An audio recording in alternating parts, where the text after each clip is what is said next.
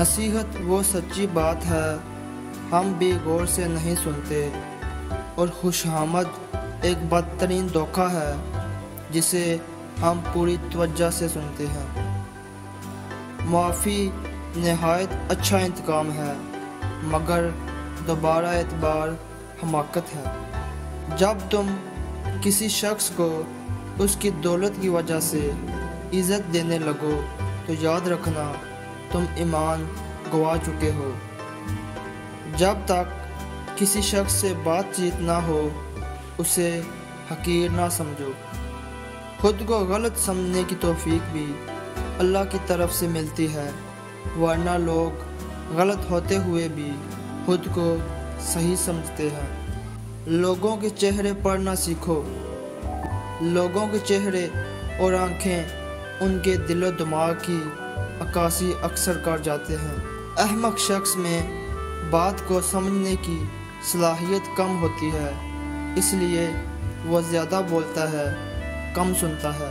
ख्वाहिशात को न मारने वाले ख्वाहिशात के हाथों मारे जाते हैं।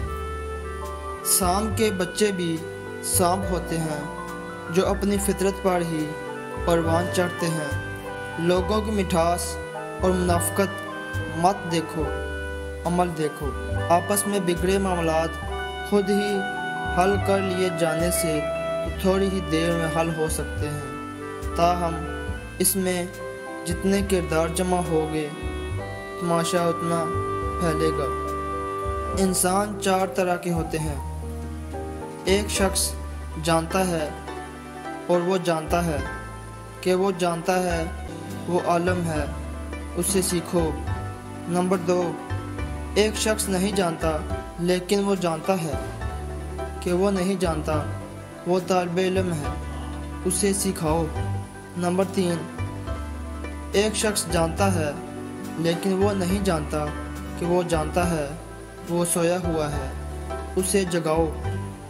नंबर 4, एक शख्स नहीं जानता और वो ये भी नहीं जानता कि वो नहीं जानता है, वो जाहिल है, उससे बचो।